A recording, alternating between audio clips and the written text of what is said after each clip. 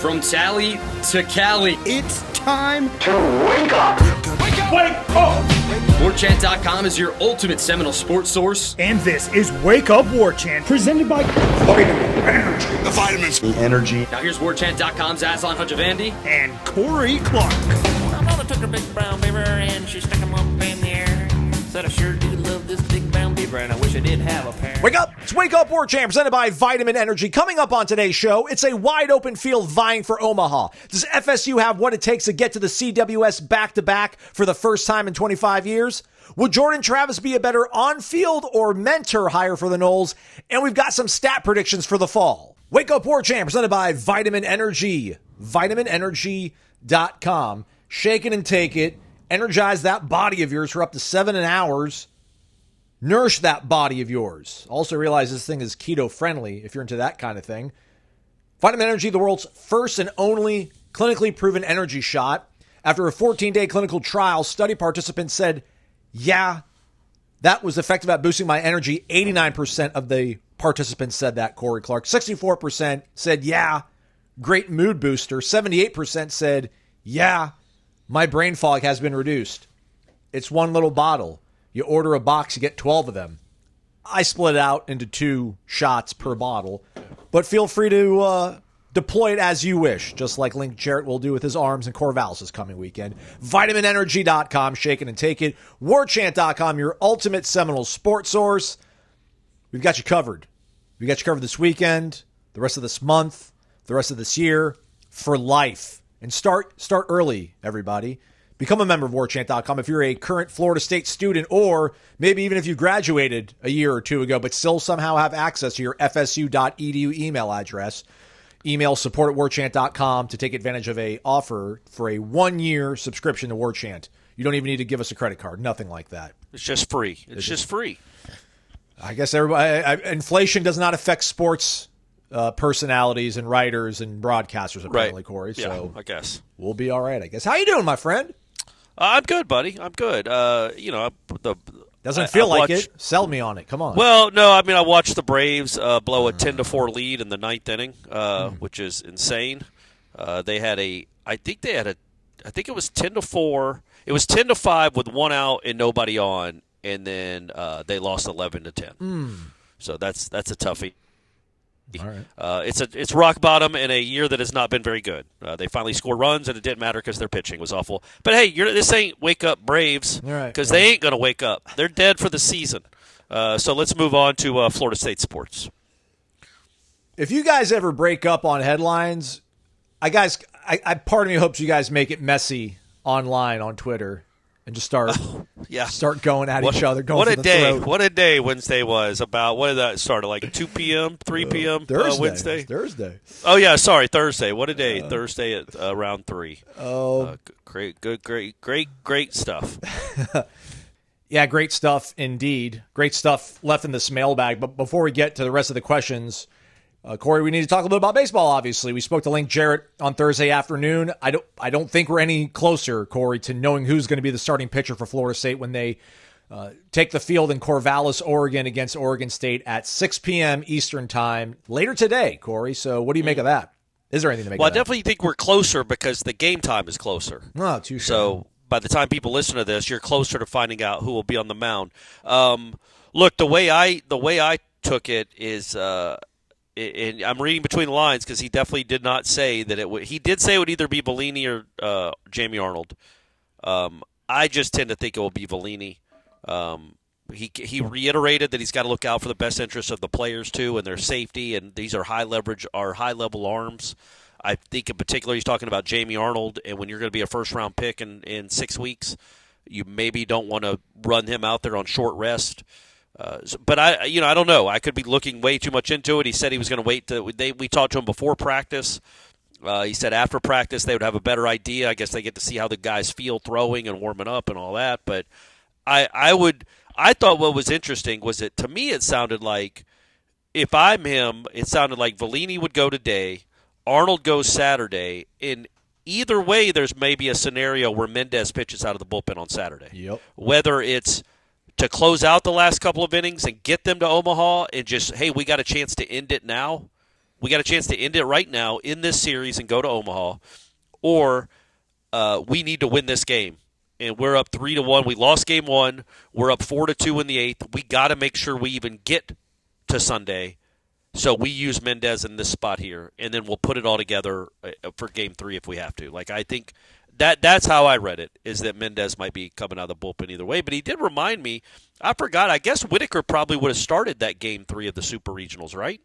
You'd think so, last year. Yeah. But he brought him in on the bullpen when the game was tied, or maybe Florida State had a 1-run lead, I don't know. Ended up going like 13 innings, and Whitaker pitched great. But they sold out to win game 2, even though they'd already won game 1, because they wanted to do it right then and there. So I feel like there's a part of me that thinks that if they can somehow steal the first one, and maybe that means steal the first one with Jamie. Like, win the first one with Jamie, Bellini starts the second game. If he gives you a good outing, then it's Mendez to close it out, and you don't even worry about a game 3. But obviously you're getting way ahead of yourself because Oregon State's really good. I thought it was interesting how he mentioned that Wes bounces back maybe a little bit better than those guys do, which, I don't know, I think I'm trying to force this into happening, but I just feel like maybe there's a glimmer of him being able to throw on Friday. Just like in the bullpen, out of the bullpen, maybe. Yeah. But I mean, I think the situation we talked about yesterday and that you've underscored here, I think is much more likely. Like Joey on Friday, then you get Jamie tomorrow. You can also bring in Wes if you need those last 6 outs or what have you. To not worry about what's going to happen on Sunday. Because I think if you can go, I think you can really throw everything you have at this team in these 2 games, Corey, and then like you keep John Abraham, Mason Martinez, and Peyton Manka available if there's a game on Sunday.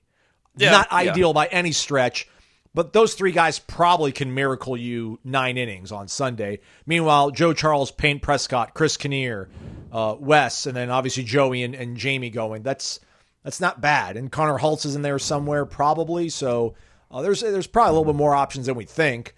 And I thought Ira did a really cool story the other day when he kind of laid out how incredible this really is, Corey, about where they're at right now. And I guess we can look at Tennessee. And yeah, Tennessee won the national title last year. They lost a bunch of guys, and they're back in the situation. They're just like Florida State. They're 2 wins away from getting to Omaha. But I don't think this is normal. I know Tennessee's doing it right now, but what Link has done, everybody he lost, the way that Ira kind of laid it out, and the fact that this offense maybe did take a little bit of a step back. I think 1 run, they're averaging 1 less run offensively than they did last year, Corey, but the ERA is a little bit better. The defense just a little bit better. It really is crazy that Florida State lost everything they lost, and now they're in a pretty manageable situation against a 9 seed to get back to Omaha. Back-to-back years will be the first time if they do this since 1999 and 2000. Yeah, that's crazy. The Marshall McDougal years. I think that in 2000, I think, was the first year of the Super Regionals. But I think what makes it so unique is that, because Tennessee's doing it too, you kind of lose it kind of loses the luster a little bit, because Tennessee and Florida State, for my money, were probably the 2 best teams in college baseball last year. Certainly the 2 best offenses. Multiple major leaguers. I just think there's a chance that those are the 2 best teams in the sport. And look, man, Tennessee lost a ton too. Mm-hmm. They lost multiple first-round picks. They lost, I'm going to guess, some arms. Heck, before the season last year, they lost Chase Burns to Wake Forest, and he was like the 3rd pick in the draft. So what they're doing at Tennessee is obviously very, very impressive. But Florida State last year was an 8 national seed. This year, after losing Tibbs, Cam Smith, Ferrer, Dingus, Cantu, they were the number 9 national seed. Mm-hmm. I mean, that just says a lot about, and probably should have been a top 8, especially in hindsight of what the SEC really is. He should be commended. And what he talked about on Thursday, which I think is really important for the future of Florida State and for the future of the sport, is how hard it is right now that he said they had to get a whole other hotel room just to watch video and make phone calls to prospective transfer portal kids who are in the portal that they're trying to recruit right now and trying to get on the roster for next year, because the roster for next year is wide open. You lose 50%. I mean, they know who they're losing. They're losing their middle infield. They're losing their center fielder. They're losing their at least 2 of their pitchers. Joe Charles they're losing. Is there anybody else I'm missing? Like they're losing some big pieces. And you don't know if like a platoon guy is going to leave and go in the portal to try to go get more playing time somewhere else. So The roster is completely in flux for next season. And as Link pointed out, he's like, if there's any chance I'm going to be on a Zoom with y'all again for a super regional this time next year, well, we can't whiff right now. We have to be doing what we're doing. And he said it's just exhausting and it's really hard, and I get it. I think college football coaches kind of have to go through the same thing when they're getting their teams prepared for a playoff game and the portal is wide open. And as Link pointed out, and you put on Twitter, or X, sorry, Elon. Yeah, easy. Watch out, man. Yeah, my bad. Don't come after me. I would think that with what you put on Twitter about him saying that it's just exhausting and that college athletics, it's crazy that it's gotten here. Unthinkable. And it is. Unthinkable. Yeah, Complete unthinkable. 180. We used to not let kids leave. We're letting kids leave. We didn't have scholarship. We barely had any scholarships. Now we got a bunch of scholarships. Everything is flipped. But it is unthinkable that this is the sport now. That and Florida State's not alone, but it's almost, as he pointed out, he wasn't whining, he wasn't complaining or making excuses.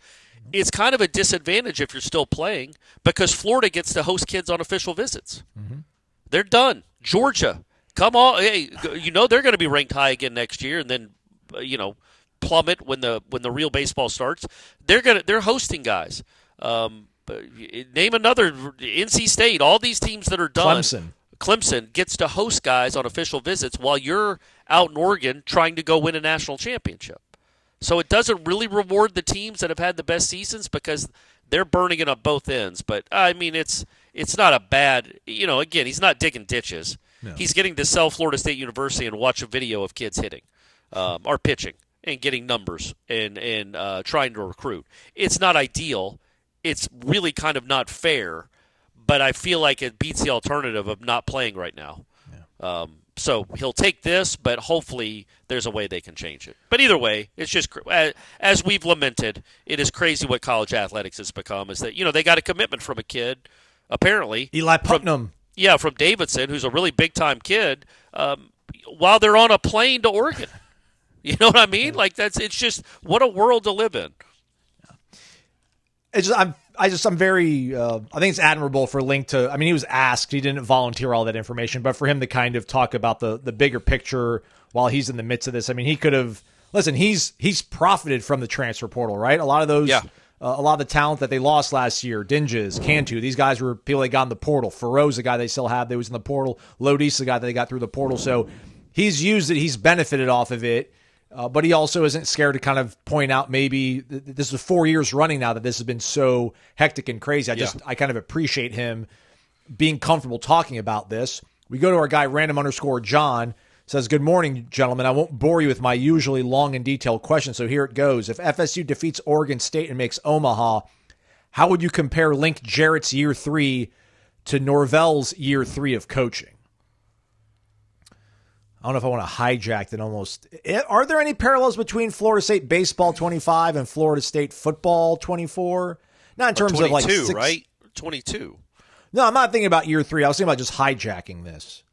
And just thinking about Florida State, went in the portal, went nuts, had this awesome team in 2023, got snubbed, and then couldn't figure out a way to get back immediately. Florida State baseball 2024 goes in the portal, creates this awesome team. Game 1 kind of gets snubbed, get hosed on strike 3, out number 27. But this coach ends up going back into the portal, reloading, and the people that remained have gotten so much better. It's kind of refreshing that you can go into the portal, you can build this thing and then keep it sustainable and keep it going. But that's hijacking the question. So I guess how would we compare year 3 right now, 2025 Link Jarrett versus the 2022 season? I would assume that would be year 3 of Mike Norvell's football tenure. Yeah, it's hard to it really is. It's not apples to apples with sports. I hate kind of dismissing the question. I'm not trying to do that, but baseball and football are so fundamentally different in the way you recruit, the way you have to develop. You're not going to have a lot of freshman All-Americans in football. You're not going to have a Miles Bailey necessarily that comes on. He's the equivalent of like a starting quarterback. He's Jeremiah Smith. He's Ryan Williams. But there aren't many of them. There are. There's a lot more of those there's a lot more of those in baseball. There are a lot more guys that can impact you early in baseball than in football. But yeah, I would say that I don't know how I would compare it to the third year other than it's just better and I believe in it more. Like, Mike Norvell's first 2 years were duds. I know he had a nice run in 2021, but then they lost the Florida game and didn't even get to a bowl. And so and then that year 3, they took a step, but they were still trying to get where I think Link already is. Like, they were borderline top 15 team in 2022 for most of that season, top 20. Yeah, sure. Florida State has been top 5 to 7 all year. Except when it mattered when the regional hosts were announced. So they're a top 10 team, and they have been now for the better part, for 2 years straight. And as Aslan said, I think this next year is really I believe in Jarrett. I do. I believe in Link, but this is going to be a test now because you did, even though you lost what you lost, you knew you had the middle of your infield coming back. You knew you had your catcher coming back, your shortstop, your second baseman, and your center fielder, along with maybe the best college pitcher in the country. That was a nice core to have. Yeah. He ain't going to have that next year. I know, but did we think all of those guys are gone? Did we think Alex Slodies was going to be a Golden Spikes finalist? No, he took a huge jump, but I'm saying, but you knew he was a good college baseball player. And you knew Faroux was a good college baseball player, and you actually thought Max Williams might be the guy that's the Golden Spikes finalist. But you knew you had a potential first-round pick on the team in Max Williams. Now it turned out to be Lodies, too. I think Faroux has played up to what I thought he was. Faroux's fantastic. He's and he's good in the field. But that's a really nice core, those 5 guys. And then a guy like Joe Charles, which is out of the bullpen, gives you some stuff. So, and Cal Fisher, I think but next year, I mean, it's another big hit, man. Now, next year you have Bailey. I assume you have Carnes. You have Chase Williams. You have Mendez. I think Cal Fisher might be your shortstop, and then this Eli Putnam kid who was all conference in the A-10. I know it's the A-10, but he's your second baseman. I don't think Brody DeLamalier's a pretty good bat. Yeah. Oh, yeah. Chase Williams, Carnes, like we said. The Plain kid, if he ever plays, he was supposed to be – he's the one that – he was going to be the Miles Bailey. Like, Miles Bailey wasn't supposed to play first base this year. It was supposed to be the I think his name's Bladen. Plain, yeah, correct. And then he got hurt and missed the whole season, and that opened the door for Miles Bailey. He maybe theoretically should be back. You never know with college baseball.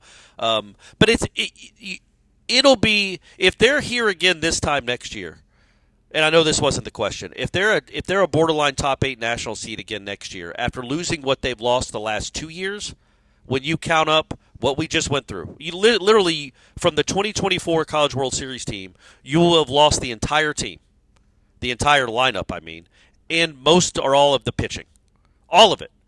And if you're still really good again next year in 2026, well, then Link is the one. Like, this is not, and I don't think it's a fluke anyway.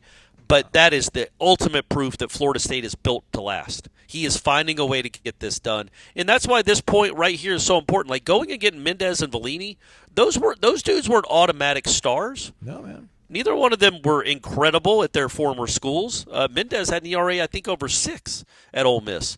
So they weren't unbelievable stars, but they didn't go and crush it with hitters in the portal. I don't know that did they go get anybody out of the portal? As a hitter? That's in this lineup right now? Yeah. I don't think so. The JUCO kids, they got Plain and they got Chase Williams. Yeah. And Williams is contributed, and Plain would have, but he didn't get a chance to. But that was it. Like, so this year, they're going to have to really go get some bats, too. And they've gotten one, apparently, with the Putnam kid. I guess there's a chance he's draftable.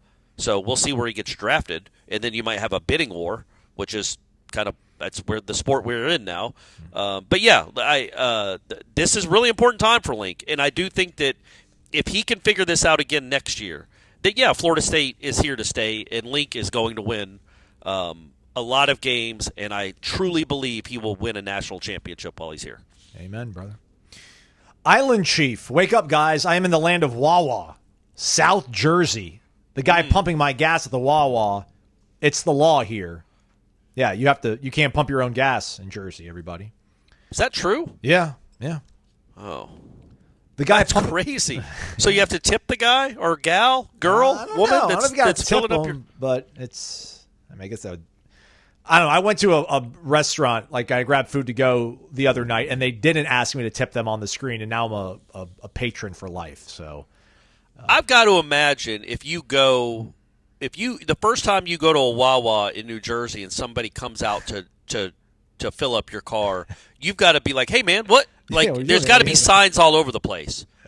Do not attack the people where they're here to fill up your gas tank. They're here to fill up your, because this ain't 1977 or 55. There aren't no gas stations have service people anymore that fill up your gas. So it's two generations that have never even seen that. So I assume they have signs that warn you. I used to beg my mom to go to the full service lane, and I think she might have done it once.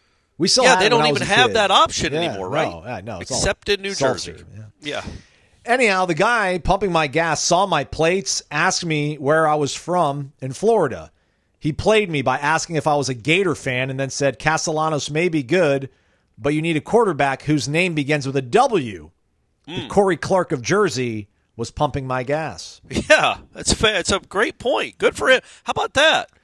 Yeah, respect to somebody in New Jersey knowing college football trivia like that. Hell yeah. Yeah, that's a respect right there. Castellanos and Darrell Jackson might be my 1 and 2 in the top 40, but I don't know beyond that, or that is my final choice. What is the under-over that of the number of guys you choose for the top 10 will be there at the end of the season? You think he means be there as in, like, play up to that? Yeah. I mean, it's a 23. I should go back and see if I can find the top 20, the 24 top 40. I mean, I feel like we hit pretty well on all those. I would say 90%, like 80 to 90%. 8 of the 10 or 9 of the 10 will end up being the right choices. There might be one, that, not counting injury, that shouldn't count. But there might be one dud in there, and there might be somebody in the 20s that vaults up really high. All right, so our top 10 this is composite last year. Okay. Last year's tough. Maurice was 10. Shaheem was 9. Yeah. Darrell was 8. Farmer was 7.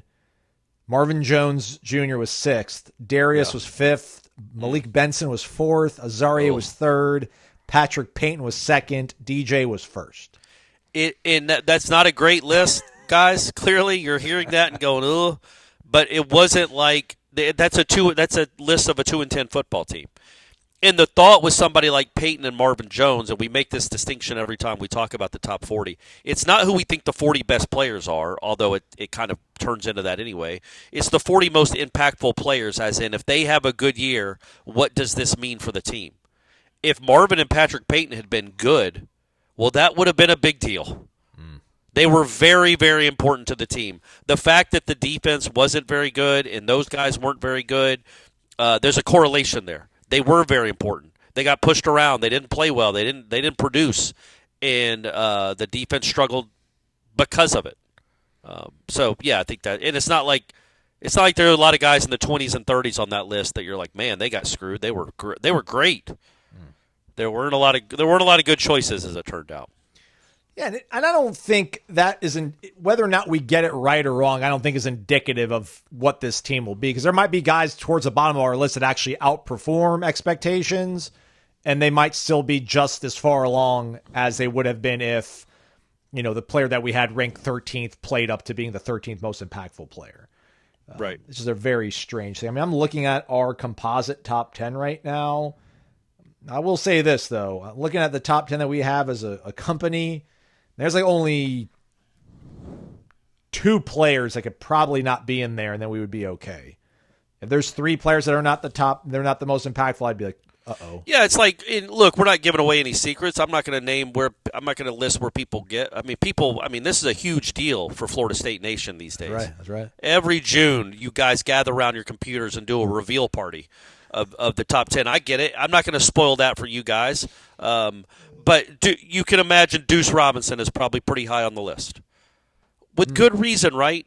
Because if he's very, very good, that completely changes the dynamic of the football team. Not just the offense, the football team. And if he isn't any good, well, that's a big deal too. So that's where that impact comes in. When you have a number 1 receiver, they're always going to be impactful. Either because they're like Malik Benson, the fact that he wasn't one. And no shade to Malik. He didn't have a good offense around him, and the quarterback didn't throw the ball really accurately on our own time. But that's why the quarterback always has to be number 1, almost always. because that's the most impactful position on the team. If you have a good quarterback, you're going to have a good offense. If you have a bad quarterback, you're going to have a bad offense. Therein lies the reason that they're always so highly rated in the most important list, in the most impactful list, because they have the biggest impact on a game. The game tonight, it's a big one. It's going to impact likely the fortunes of Florida State's postseason. What's it, like 80-something%, high 70%? Whoever wins game one of the Super ends up making it to Omaha. Yeah, and you wonder, I know you're going into an ad read right now, so go ahead, but I was going to say you wonder if that makes it more likely or less likely that Bellini starts. Yeah. Link knowing a number like that. Like, how many teams have lost the first game on the road of a Super Regional and then got to Omaha? How many of them have had a top 10 pitcher, though, that was saved for game two? Yeah, that's true. That's an element there. So, yeah. So it's gonna be interesting what he decides to do. Either way, I assume you're pitching Bellini one day and Arnold the second, but you might go Arnold Mendez. And just take your chances. Well, you can find out at 6 p.m. Go to the Corner Pocket Bar and Grill. Bring a friend or meet a friend. There's going to be lots of Noles in the house. I will not be one of them. Our guy J-Dog over on warchant.com asked if you or I were going to be at Corner Pocket. I told him it's too much stress. I can't be in public situations. I get a little too ugly. I mean, I don't get ugly, but just I don't like feeling the way I feel around. Sure. And I don't want that Aslan to be seen by the public. Exactly. Are you going to be out there tonight? I don't think I'll be up there celebrating the win probably. Okay. Right. Yeah, I don't know if I don't think late I'll be arriving there as usual. Late arriving as usual. Court Clark. After Joe Charles gets that final out of the ninth inning, I'll write the story and then be on my way. Heck up there. Corner Pocket Bar and Grill, 2475 Appalachia Parkway. Darts, billiards, delicious food, ice-cold beverages, over 40 TVs. Happy hour runs until 7 p.m. Starts at 4 o'clock, everybody. Plan accordingly. Corner Pocket Bar and Grill. We are back. It's Wake Up Warchant is presented by Vitamin Energy, vitaminenergy.com. We go to our guy Up North Noles guy. Wake up, my guys. No question for you today. But I'm excited to say I'm going to be in Tallahassee for the first time in over 10 years later this summer in late July, early August. My folks are celebrating their 50th wedding anniversary. Nice. Congratulations. Incredible, man. Extended family will also be by. They live in the area. I'm hoping to hit up the Corner Pocket and stock up on some registers to take home with me to Minnesota. Looking forward to my 1, 4, and 9-year-olds seeing the stadiums and sticking their feet in the warm Gulf waters for the very first time. Can't wait for Supers this weekend. We have a real shot at Nolmaha. Yeah, I tried to bait Link a little bit, and then he shook me off, which is fine. I love Link. He can be rude to me if he wants, but it is crazy when you think about it, Corey. Right? So because Florida, the way this bracket works out, there's the 16 regional hosts, 8 on one side, 8 on the other. In Florida State being the 9 seed, they're matched up with the 8 seed, who's on the left side. If you want to imagine in your head, everybody, they're on the left side of the bracket. Well, so is the number 1 overall seed, which is Vanderbilt. Vanderbilt is no longer in the NCAA national tournament. They got eliminated last week. On the right side, the top seeds, the number 2 seed, Texas, they are no longer in this tournament. So it is wide open, man. So it's going to be great to see. Well, and here's what I would say is I do think, and I know I went on rants about the SEC. I do think that I think Arkansas and Tennessee are very, very talented baseball teams. Going to knock each other out, though. Yeah, one of them is going to knock the other one out. The other one is on the other side of the bracket and has to open with, I think. I got you. The LSU West Virginia winner. So there's going to be so LSU. Let's just say, let's give it to Tennessee. Tennessee goes and beats Arkansas in Arkansas with that kid that throws 99. He's a freak starting pitcher. Well, they're on the other side of the bracket, so you don't have to go face that right away if you're in Omaha. Now, they're all going to be good if they're in Omaha. But last year, of course, nobody did Florida State the solid of knocking off Tennessee.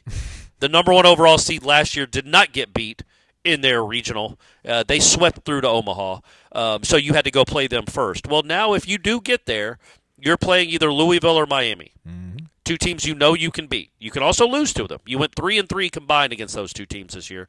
You can beat them, you can lose to them. You're not going to be overwhelmed by them for sure, and you will have the better starting pitcher if you're there than they will in that first game. So Obviously, once you get to Omaha, it's really, really hard to win. But I think if this team, and it's a big if, I don't know what the betting odds are. I would say at best Florida State has a 50-50 chance here. Minus 8,000, I think, right now.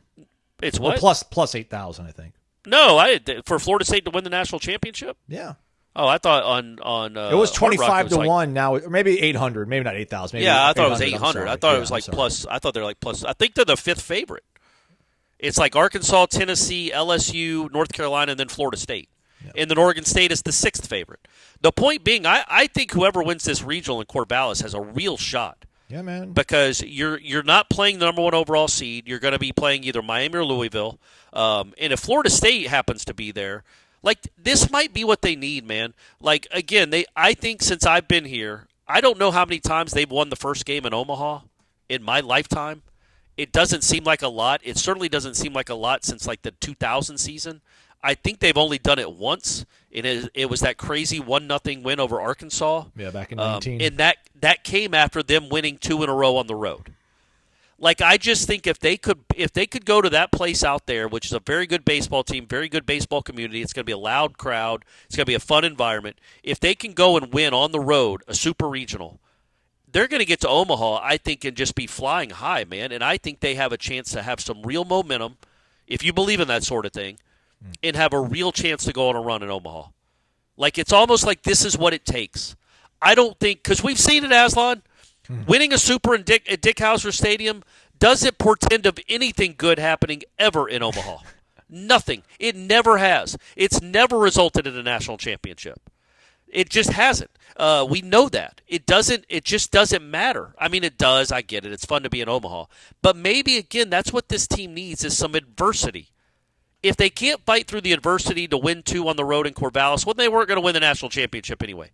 Yeah. But if they can and they have that belief and that hope, that might just be what gets them there. That might be what gets them across the finish line is to go win a super regional on the road. They don't ever have to do this. They've done it once. I think they've done it once ever. You know, it's funny. Oddly enough, the last time they went on the road for a super regional, they went to Omaha and they won the first game. Well, that's what I just said. It was the Arkansas game. Yeah, but I'm saying they went to LSU. They went to Baton Rouge. That's what I'm saying, and I think that carried over to that next game where they felt like, okay, we're on a magical run here. Then, of course, you have to score eventually, and they did not, so they lost. They had a matchup with Michigan in the winners bracket with their best pitcher on the mound, and if they can win that game, they're probably going to make it to the championship series. But guess what? They didn't because they couldn't score. Blah blah blah. Yeah. But I think this team, if they can get out there with this sort of journey. I just think, like, we all wanted – I know this is dumb. It probably doesn't make any sense. We all wanted USC to win or TCU to win that regional so we'd be able to watch a super regional here in Tallahassee. I think the chances of them winning the super – getting to Omaha increase by 70% if they're playing here at home this weekend against a 2-seed or a 3-seed. But I think the chance of them going on a run in Omaha after beating a number 8 national seed on the road – I don't know, man. I just think that kind of stuff matters. I think that stuff can matter, and maybe that's what this program needs is to go prove it can win in a hostile environment in a postseason showdown, and maybe they get to Omaha and just go crazy. What's sad, though, Corey, is, and this is the way my brain works, unfortunately, and I'm so excited for Game 1 tonight. I'm so excited for this weekend. I love this lineup.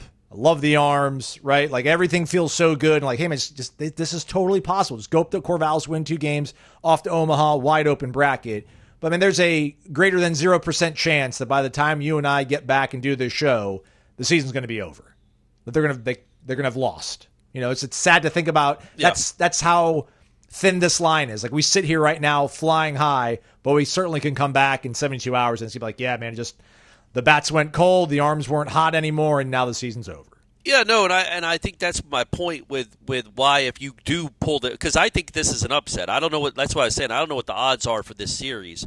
I would not pick Florida State to win. They're plus 1,200 to win the entire I know, but Florida just State. This series. I don't know what the odds are. I assume it's a coin toss for each game, and maybe it depends on who Florida State announces who's pitching. But Corvallis, it is hard to win. Sorry, Oregon State -1. Yeah, it's a coin flip. They're both -115. Sorry, Corey. Yeah, all right. Well, there you go. So I'm smart, Aslan. I know things. Coin flip, right? Yeah. Look, it is going to be hard to go win 2 games up there. this is not. I would not go in there. I would not be surprised at all if Florida State does not win this series. I'd be disappointed, but I would not be surprised, and I would not think that impacts what I think of their season. I just think that, especially if Bellini pitches and doesn't pitch well, that was the biggest development. Evan Kress getting hurt, that would be a nice option to have at this point because I think he has a chance to be really good. There's some things that have happened that aren't great, and you're playing a really good team in a tough environment. So that's my point is, like, if you can go on the road and win this thing, then you're unlike most Florida State teams that have ever existed. You've proven you can go do something that, again, only one other Florida State team in history has done. Go on the road in the Super Regional and win. And now that's not to, most Florida State teams get to play the Super Regional at home when they make it. But, I think there's something different about going on the road and winning a Super Regional. I think that gives you an air of confidence that can't be overstated when you make that next step. But, yeah, in the meantime, this is going to be really hard. And this is a team that has not played great on the road at times. They lost 2 of 3 to Louisville. They lost 1 of 3 to Miami back when Miami was horrible. I think they lost. They 2 didn't of play 3. great against Cal. I think they swept Cal, but they didn't play great against No, Cal. they lost one of those games too. They lost the Bellini start. But you're right. They didn't play great against Cal. I feel like there was another. Durham wasn't the best, right? Well, they went 1-1. There was a road series. I can't remember where I didn't think they played all that well. But either way, maybe Notre Dame. Yeah, Notre Dame. They won. They lost one of those games too. I just think that if Oregon State's 21-3 at home, they're really hard to beat at home. But you know what? St. Mary's beat them. Yeah, man. So it's not impossible. I don't want to act like this is an impossible task. It's just it's hard to win 2 out of 3 on the road in a tough environment. A lot of these guys haven't played in anything like this. And I mean that sincerely. Like, there is a different level of energy when you are a road team in a super regional versus to when you're the home team. And they've never faced this. And look, man, I'm not trying to besmirch the ACC, but there aren't a lot of tough road environments. There's Clemson, Louisville, sort of, and that's about a wrap. So this in Miami, sort of. But they have never been in an environment like this. They're going to feel what Mississippi State felt. They're going to feel all of that. So if they can handle that, again, that really buoys you heading to Omaha. And if they can't handle that, the season's over. And next year, your goal is to get a super regional at home, I guess. It's hard, man. You just want to win because there's no guarantees that you're going to get back here again next year. No. It's not easy to get back to the super regionals. It just isn't. No. I don't know how many of these 16 were here last year, but I'm guessing not many, maybe a handful. It's hard to repeat just as a super regional team, much less an Omaha team. So when you get a chance and when you're one of these final 16 teams left, you are allowed to go and get hot at the right time and go win games against good teams on the road. You are a good team. And they don't have a Jamie Arnold or an Alex Lodis. Well, they do, actually. I apologize. That kid's going to be drafted. Oregon State shortstop is going to be drafted ahead of Alex Lodis. Avia Arquette, yeah. Or yeah, Ava he's very, Arquette. very good. So they do have an Alex Lodis. My apologies. Yeah, these are the teams they played at home, and then we got to move on to another question here because it wasn't even a question, but we were just riffing. It's great. San Diego. Not San Diego State, but San Diego. Washington State, Grand Canyon, Santa Clara, Rutgers, UC Irvine. Yeah. UC Irvine's actually pretty decent sometimes. Portland, Long Beach State. Long Beach State finished like 15 games below 500 this year. UC Irvine, stand by, everybody. I'll get you that data. Maybe I won't. think they were a no, tournament actually, no. Yeah, Irvine was good. They were 43-17. Yeah. They lost game 1 against them. They got 12-0. They lost to Irvine, but they won the series, though. So, yeah, I mean, they haven't played a bunch of great teams at home. And their whole – we'll see. Again, listen, I don't want to call them a fraud. I'm not calling them a fraud, but they played a bunch of great teams, period. Yeah, but they played a lot of games on the road, which helped their RPI. So Yep. But they haven't played, you look at Hawaii, they played Iowa, they played Nebraska, they played in the preseason tournament where they played 4 or 5 different teams, like at Globe Life in Texas or something. Yeah. But yeah, they haven't played a lot of good teams, period, and you hope that matters. But you also know they're very talented. This is not like these aren't like Central Connecticut State stats. Yeah. Or Northeastern pitching stats. Yeah. These guys have faced some really good teams, and they are very good players, and plenty of them will be drafted. Dayton Knoll in a separate TC Tribal Council thread, I made the argument that should Jordan Travis join the staff, a great position for him to hold would be as Seminole Culture Ambassador or other such name, where his responsibilities would be to take all of his goodwill and love for our university and pour it into the transfers and freshly signed recruits. In an era where teams are built on new rosters annually, the buy-in to the team culture, work ethic, and focus on shared goals can be difficult to build in those months between spring and summer. Jordan, as a transfer, quarterback in waiting, and eventual Heisman finalist and NFL draftee, has a cachet of someone who embodies the spirit of our Seminole heritage. What role do you think Jordan Travis could play on our staff? Do you, like most on the Tribal Council, think he should be relegated to a recruiting role, or is there something more that we haven't discussed yet? Thanks for helping us through this crazy offseason. I've only ever been interested in baseball for the social interaction of it in person at Hauser when I was a student, but Link and the boys, along with Corey Clark's color commentary, have got me watching the Noles play in the postseason. Thank you both for the breakdowns the other day. Entertaining and helpful. Go Noles. I'm doing my part. We're doing our part, Aslan. I would think, I don't know, man. Could he not be an on-field quarterback coach? Yeah, there's no limits. No, I'm saying, but I would think if he's a part of the – look, number one, I don't know what kind of recruiter he can be. He's not the most – he's a very nice kid. But I don't know how outgoing he is. You know what I mean? Like, he was always more of a leader by example type. And I don't know if you'd want him, like, pounding them. And I don't mean I don't mean recruiter as in, like, necessarily like, hey, go get that DB from Miami. I mean, like, trying to recruit people for money. Like, isn't that what an ambassador would do, is try to drum up financial support? No, I think what he says, like having him as this guru almost, like the guy that maybe isn't buying in, or the guy that's down on his luck because he's hurt or something. Like, Jordan has so much experience to pull off of in terms of, yeah, man, people doubted me. I was hurt. People thought I should move positions. I came into a new program. New coaching staff came in. He's lived through a lot, so he can be a really good mentor, tutor kind of role, you know? Yeah, I'm sure. I guess I don't. I think there's more value in that than him being an X's and O's guy. I guess, but man, I don't put that stuff. I put that stuff pretty high because it's what in. He did it recently, and again, he was not a quarterback that just got by on pure athletic ability. Like, he won games with his mind the last 2 years, and he sees the game. At least it certainly seemed to me. He sees the game in a way that it really slowed down for him, and maybe he can teach that because he's done it. You know, he knows what to look for. I don't know. I wouldn't put any limits to him as a coach, like an actual X's and O's coach.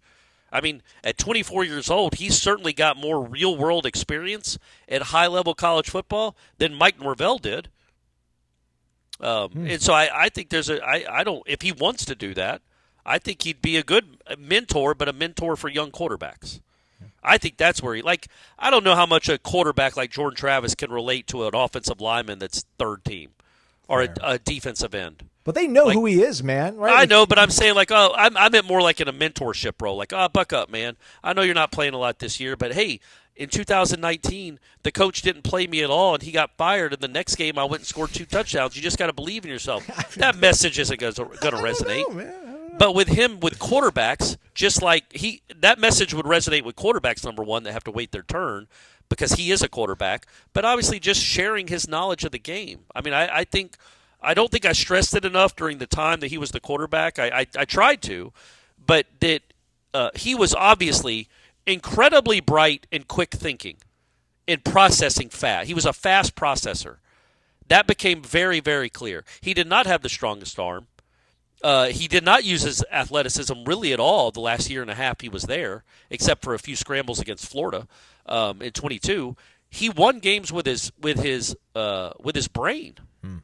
And so I think that could really resonate. And it's not just, oh yeah, he was 11 of 14 for 160 yards. Checking into the right run play all the time in 2022.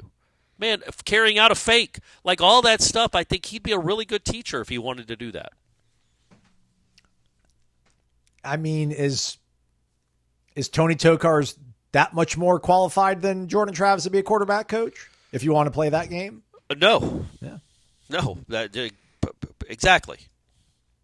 Who made who, Aslan? Did Jordan Travis make tow cars, or did tow cars make Travis? Who knows? We are back. It's Wake Up Warchant. It's presented by Vitamin Energy, vitaminenergy.com. Shake it and take it. We go to our guy, Whack169. Buckle up. Buckle up. Good morning, guys. Hope all is well. Just wanted to drop a quick note to say thank you for what you guys do as the summer moves along. First off, I love it when Corey curses and it has to get bleeped out. Sorry. I do not. Sorry. Sorry, guys. It shows passion, and his usage of foul language is normally 100% well-placed and almost necessary, like when he said the guy that said Michigan would have beaten Florida State by 30 points in 2023 didn't know what the F he was talking about. 40, by the way. Let me correct you. It was 40 points. That Florida State would have lost to that Michigan team by 40 points. He says, I would love to hear that drop if possible, Aslan. I don't have it anymore. I'm like... the raw audio of these shows gets deleted within 48 hours of us recording it. So whatever hits the airwaves that you're listening to, that's what lives on in posterity. Hey, before we get to this question, that brought up, that made me think of something else. Reminded me of something else. The listener that had a problem. I don't know if we even talked about it on air. I think we did, where I used the word fat to describe the North Carolina first baseman. Right, yeah. And somebody said it was immature, which sure, that's fine. I also want to apologize to the kid. His name's Hunter Stokely. Okay. I watched a North Carolina game this past weekend. That kid's not obese. Okay. He's a little big boned, especially with like modern day baseball where they all look like Greek gods. Yeah. And on that team, they all look like they're svelte and look like wide receivers or tight ends. He looks like he could be a bit of an offensive tackle or a tight end that needs to lose a few, but he's in decent enough shape. And so I should not have used that word to describe him. He is not. He's a very good hitter. So apologies to Hunter Stokely and Hunter Stokely's family. Running up to Chapel Hill for us, somebody who's out there in the area. Yeah, please. I know that's been killing that kid for the last week. All right, three other bullet points. One of them, have you guys ever thought about having a fan on during the taping of Wake Up? You could have a contest for someone to have the chance to sit in on the taping of the show and talk about how they became a fan and their experiences. I think it would be funny if the person wasn't a stick in the mud. We used to take phone calls, so it's kind of close. Maybe it'll return at some point. The other two bullet points, Corey, are not very palatable things for me to say out loud, but these are just words on a screen from one of our subscribers, so I'm going to read it. Okay. What do you think will be the first thing Mike Norvell buys with his contract buyout money? It looks like he's going to be getting $7-8 million per year to do nothing but sit around, so I envision a really nice house in Texas or Arizona. Third, do you think there will ever be another chance for him to get a coaching job at a big-time program, or will he be like Willie and have to go to someone in his network that he's known for a long time to get a job? Well, Willie did get a job right after Florida State. I don't think that the not guy a big time job though, right? No, but if he would have done well at was it FIU? FAU. If he'd have done well at FAU, he could have been a Kiffin, right? Possibly, but he did not, and so now he's a running backs coach, doing a great job with Derrick Henry up there with the Ravens. Yeah. Look, I don't think that's even said in jest. It's funny. It made me laugh, but I don't think it was said in jest. I think most people assume, rightly or wrongly, I think most people assume because of last year that Norvell, or at least many people, I shouldn't say most, many people assume that Norvell will not be the coach at Florida State in another year or two. And you were talking about probably a buyout of $40 to $45 million if he stays another year or two. Like, if he doesn't get fired after this year, I think it goes down to like $40 million. That said, I would think he's more of a Texas guy. Yeah, I don't know if he's going to go 2 ranches like Jimbo. Maybe he'll buy Jimbo's ranches. Wouldn't that be something? Florida State booster money is just buying up cattle land all across the great state of Texas. Not winning football games, but just buying up acres and acres of land in Texas. So, he's what about the Ozarks? In Texas, right? What about he is from Texas, but he went to school in Arkansas, and I think his wife's family has got some Arkansas ties. So maybe he'll just get a house on the lake in the Ozarks.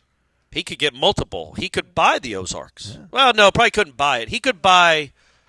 I'm going to guess he could buy an entire inlet in one of that lake. You know what I mean? Like buy like 6 homes and make it his own compound. It's good to be a football coach at a big-time university. Listen, even if you don't do really well, if you have a couple of really good years and then fall off a cliff, you're set for life. I give him credit. When we were at Amelia Island, he didn't have to speak to reporters, but he stepped aside and he talked to us for, 30 minutes almost, and Matt Hayes was, asking him a question about what did it feel like last year, and he's like, it didn't feel good. Like, I don't know, you want me to say like it did not feel good? Like, he's been a pretty good sport about wearing this and telling everybody he realizes, how disappointed he made the fan base. I do wonder if he does get this thing turned around, will there be a moment where he would want to sit down and talk about that season that happened in 2024? Or if he gets this thing turned around, will we all just kind of forget about it? And he'll be like, listen, I've atoned. I've gotten us back. I don't want to think about that time ever again. Because there's still so many questions about it. But I mean, I don't really know what answers he could possibly give us. But I would think, be all ears. I would think that he might entertain it. If he has let's just say he has back-to-back 10-win seasons. I know we're reaching for the stars here. And one of those he makes the playoffs. Hey, maybe one of those Castellanos wins the Heisman and they win the national championship. I think he would be much more inclined if the angle of the question or the angle of the sit-down interview is how do you make sure what happened the last time you had a really good team and then fell off a cliff, how do you make sure that doesn't happen again? Can you tell me what happened? Like, what did you learn from it? He's never just going to come out and say, well, this player wasn't as good as we thought, and name names. He's always going to blame himself. So I don't know that he would ever go into great detail about what actually happened, because so much of it, I think, was the coaching staff. And, look, it's all on Mike. I'm not blaming his assistant coaches for not being great at their jobs last year.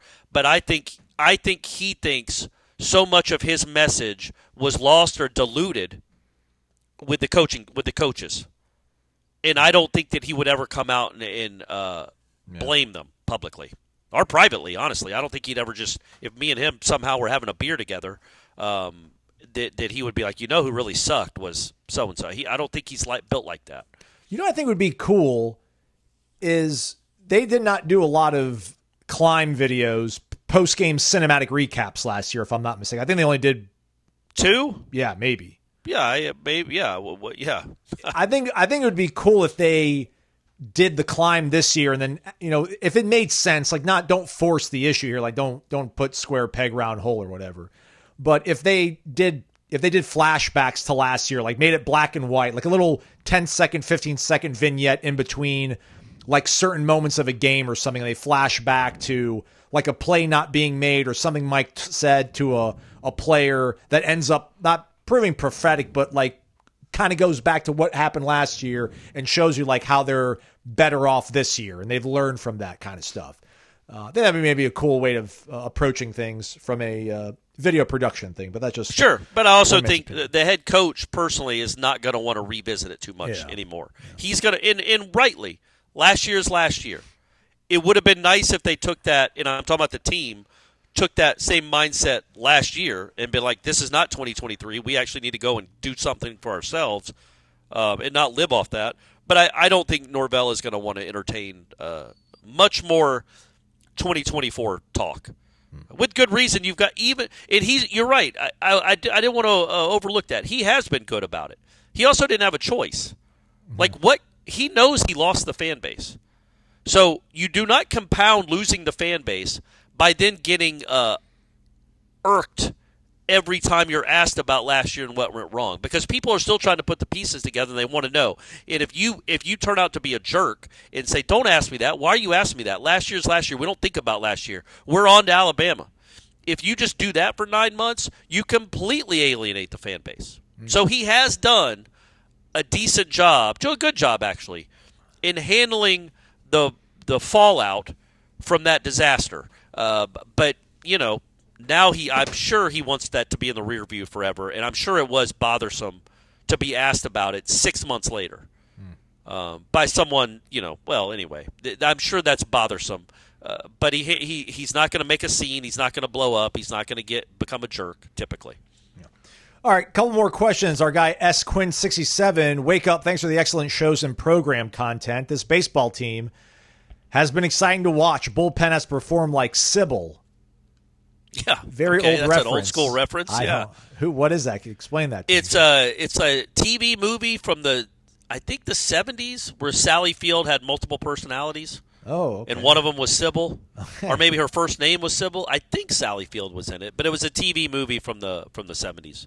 It is. Sally Field stars as Sybil Dorset, a 20-something supply teacher who suffered unspeakable, horrifying treatment from has a multiple personality disorder. All right, got it. Yeah, Thank there you. you go. Awesome. You're welcome, everyone. The bullpen has to perform like Sybil from game to game, but I think the coaches have it figured out now. Let's go win the whole damn thing. On to football. Interested in your thoughts on the following. Rapid fire. Which assistant coach do you think will be the next to leave the program? Which player do you think will lead the team in tackles? Who will have more rushing touchdowns, Thomas Castellanos or the field? Oh, okay. So who's going to lead them in rushing touchdowns? Yeah. I would take the field, but barely. It's a good question. I feel like Castellanos is in the 8 to 10 range. Oh, okay. I would take if you're giving me 8 to 10 from him, I'm going to say he's leading us in rushing touchdowns. But I feel like when they're at the 4-yard line, and the way Malzahn calls plays, if they're running quickly and they've got a 12-play, 70-yard drive and the defense is gassed and they get a first and goal at the 4 and they just hand it to Sawchuk, ball game, touchdown. Right. Like I could see that happen a lot where Sawchuk ends up with like 11 or 12. Okay. Or Roydell, or Jalen, whoever you want to – Keziah. It's a litany of players in that. Sam Singleton. My man Sam Singleton, who I never ever say. Sorry, Sam. Prove me wrong, man. Did you say go Cam win Davis? an all-conference award? Did you say Cam No, Davis? People I have been saying that we don't talk about Cam Davis enough. So just Cam Davis. Who says that? Look, man. People on YouTube. I guess I would say this about Cam Davis. There's nothing that I saw, and I'm not going to write his career, his book. His book is not finished. There's nothing we saw from him as a freshman that gives me any thought that by 7 months, 8 months, 10 months later, he's going to be a big factor in this running game.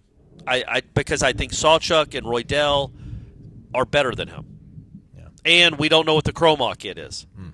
But Cam Davis didn't do anything that Roydell couldn't do. In fact, Roydell in his limited appearances made a couple more people miss. But Cam, there's no law that he can't get better, a lot better. And again, the one thing I should say when it comes to my criticisms of Cam Davis, and they're not really critiques, it's just he wasn't special last year at all. He didn't make anybody miss. If it was a 3-yard run, he got 3 yards. If it was a -1 run, he got -1. He never really ever got more yardage than was there. But he was a freshman, and he was playing a position he had never played before, right? Yeah. Wasn't he a quarterback in high school? Yeah. Yeah, so I didn't give that enough credence. That's a hard transition. It's not impossible. People have done it. But when you've played quarterback your whole life and then you're going to be behind the quarterback, looking at angles that you've never really had before, or just playing a position you never had played before, blocking, coming out of the backfield, it's a lot to learn. And so I didn't give him enough leeway there. So maybe he makes a big jump too. I'm rooting for him because he seems like a really cool kid. He does. All right, who's going to lead them in tackles? I'm looking at Nebraska last year. The player that wore the jersey number 2, guy who wore the jersey number 8 were the leading tacklers. I feel like those are defensive backs, but I don't know for sure. I can't say because for some reason their PDF doesn't show. I was going to say, they have numbers? They don't put names on their. They put their names, but they don't put the position, so I can't tell what position they play. But I mean, I'm going to say Elijah Herring leads them in tackles. He's a safety. Isaac Gifford was a safety. He led them in tackles in Nebraska last year. Deshaun Singleton is also a defensive back. So you're going linebacker. You're not going defensive back. 3-3-5. Who is their leading linebacker tackler? Come on, buddy. I told you they don't have their positions next to their name. But Makai. How did our man Thompson do? Stephon Thompson had 27 total. Looks like he was probably 12th. Oh, all right. Okay. 11th. He was 11th. Okay. He only had 27 total tackles? 2024. That is correct. Oh, 11 games played. I don't know how many snaps he had in those 11 games, though. Right. Forced the fumble. They could change the impact of an entire game. Let me see here. Let's see who this Omar Brown guy is. Because it's 20. So the Isaac Gifford guy led Nebraska the last 2 years in tackles, and Tony White was there the last 2 years. Omar Brown was a safety. So he was the number 2 tackler. So are you thinking it could be like Earl Little? I guess maybe, or Shaheem, or I don't know. I think Shaheem's going to be more of a center field type. I think Earl Little is a guy that if he's starting, which I assume he will, he'll be playing closer to the line of scrimmage. And he's a physical dude. I thought he's going to be slot corner, though. Yeah, he might be doing a little bit of both, but I think they want him. I think they want him close to the line of scrimmage, helping and run support. Well, all this to say, conventional wisdom usually is when your defensive back is leading you in tackling, that's not a good sign. But Nebraska had a really good defense last year and the year before, and their defensive back led them in tackling. That's fair, yeah, and they did. They didn't have a great run defense, but overall they had a very good defense. So yeah, if that's everything's funneled to the DBs for some reason, then that's what you live with. But I do like the fact that Earl Little is a guy, man, that I think could surprise a lot of people. Or he could just be nothing. Yeah. I think he's going to be a player this year. I really do. I hope, man. He's him, allegedly. That's right. Allegedly is him. And let's see here. I'm trying to see who led the team. And Jamie led us in tackles in 2022. 2023 won't load. And I don't even want to talk about last year because that's irrelevant. Which assistant coach do you think will be the next to leave the program? So Nebraska did have a linebacker that had 70 tackles. Last year? Bullock. Yeah. Gifford, their DB, had 73. Okay. Yeah. Singleton had 71, and Bullock had 70. Okay. So two of their top 4 tacklers were linebackers, 70, and then the next it goes down to 49. So yeah, I would say that I put Elijah Herring in that Bullock category where he's going to be right there. Fair. Bullock's 6 foot 230, drafted by the Buccaneers. Nice. Or maybe signed with the Buccaneers. Anyway, go ahead. Sorry. Yeah, I don't know which assistant coach I think is going Malzahn. to. Yeah? Yeah. All right. I'll take it. Well, I mean, I'm not excited about it. I'll accept the answer. I think, and I have no reason to think otherwise, but also nobody's told me this. I just think Malzahn is a 2-year hire. Yeah. He's going to be here for 2 years, and either he's going to go get a head coaching job or he might just retire from football. No. I could see that. Last question. Sorry.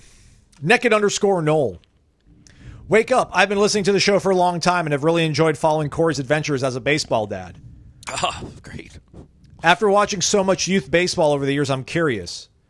At what age do kids typically start to become competent players?